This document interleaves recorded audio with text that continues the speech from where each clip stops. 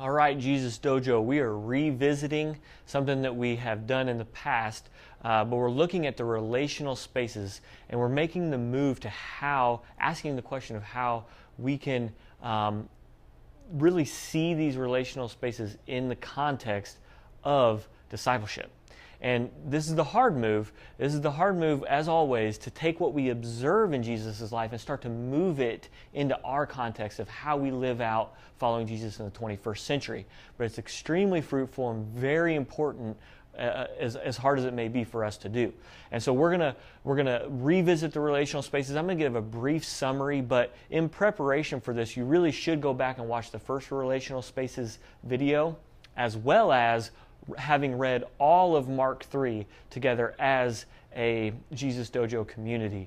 And then one final preparation for this video is that you need to have made a comprehensive list of all church activities, what you guys consider to be church activities, everything that a church should be doing and providing for its people. Just make a list of that. If you haven't done that yet, pause this, go back, make that list, because you're going to need it as an understanding for where we're going with this. So in a very brief summary, we're going to revisit this idea of relational spaces that we saw in Jesus' life. And again, just a summary, go back, watch the first video if you want the full context and information for this. So what we said was that when we did the exercises, we looked and asked the question of who was following Jesus, that he operated in what we saw as four different groupings, that the followers that were following Jesus around and how he related to other people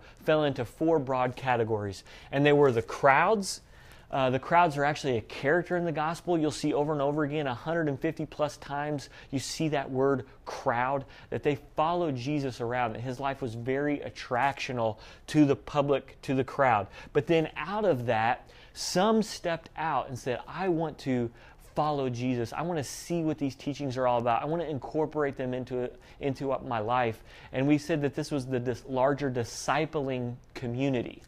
But then out of that discipling community, he called the 12. He called them out by name, and they had different access to Jesus. They got different teachings from him. They were known by name by Jesus, and they were called out of that larger discipleship community to be in a different qualitative relationship with Jesus. But even out of that 12 that he named, we see Peter, James, and John. There was the three.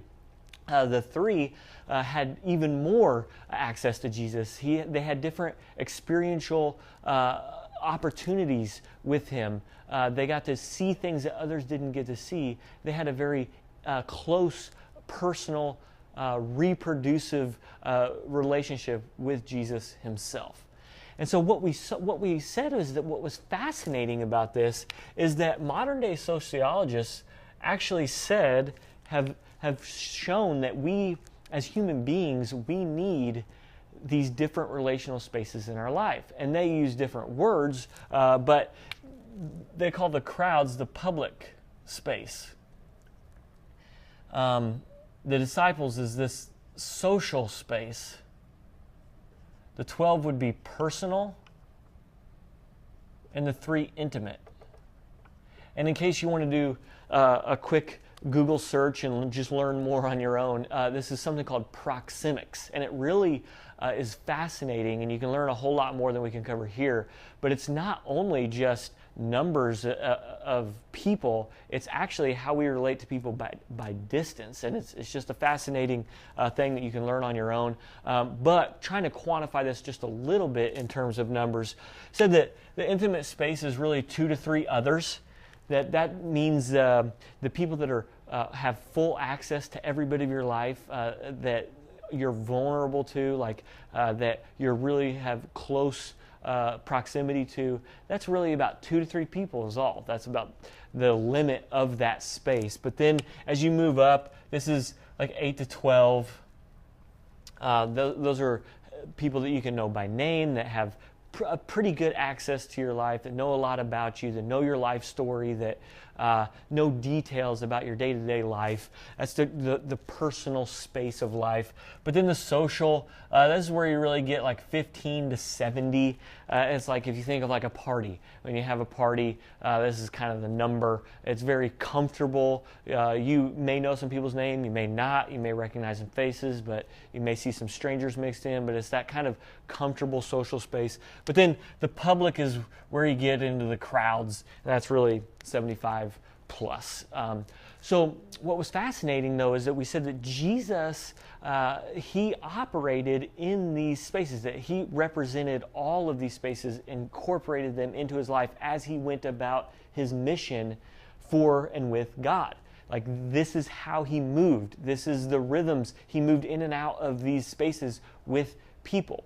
And so as we're following Jesus, as we're living the way of Jesus, the dojo, the way of Jesus, what we said was we need to start really operating in these relational spaces. If we're missing in one, if we're not going out among the crowds, if we're not having kind of this social space environment, if we aren't personally or intimately known by people, we need to start cultivating and developing those relationships in our life, and then structuring our life around those.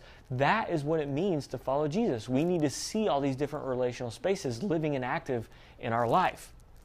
Okay, but now moving into the context of discipleship, what you guys need to be doing in the Jesus exercise is starting to ask and make a list of what Jesus poured out and poured into and expected out of these different relationships. So, as we're reading through Mark 3, for example, we see the crowds interacting with Jesus. So we start listing, what did Jesus pour into that relationship? What did he expect out of it? And just to kind of, give you some examples of that, one of the very first things we see as we kick off Mark 3 is that for the crowds, Jesus did healing. And that's just one example. There's much more that he did. But what he poured into the crowds and what he expected out of them is different than what he does and how he disciples the disciples. That is a different context. What he poured in and expected out was different. Same with the 12, same with the 3.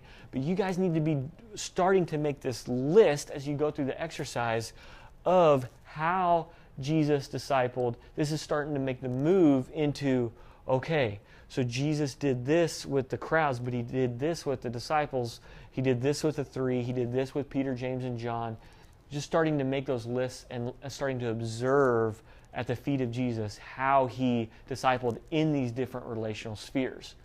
But then, and this is where it gets fun, we need to start making our lists of church activities and kind of just putting them where we think they go over here. And here's just a few examples. You guys probably came up with this on your introductory conversations.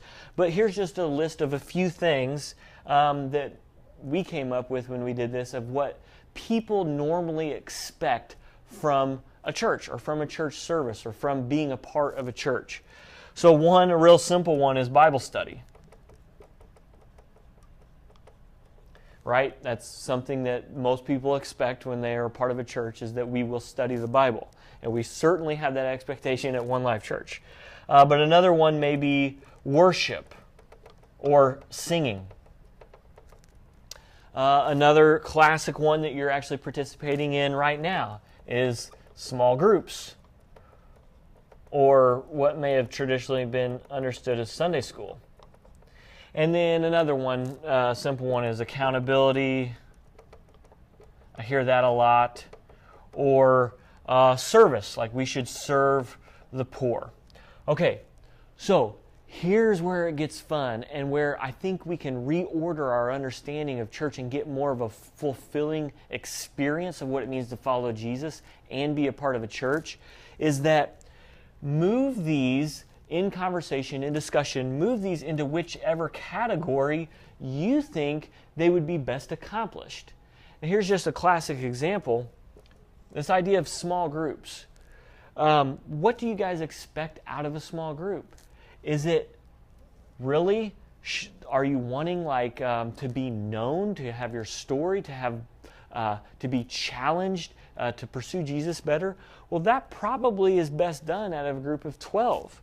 Well, what about accountability? That is best done probably out of people that know you, that people that have proven their love for you, people that you've been completely open to. If you want to be challenged in things or areas where you struggle with sin, or maybe called to something higher or greater purpose, that's best done out of people that you know would lay down your life for them. And in fact, I will not provide that level of accountability unless I know that I have said to that person, I will lay down my life for you. I will surrender and love you in the biblical form of love, which is that I will give my life as a sacrifice for you. I wouldn't even expect that out of someone else. But like worship, maybe that's here in the crowds. Serving, maybe that's best done in a larger context of 15 to 75.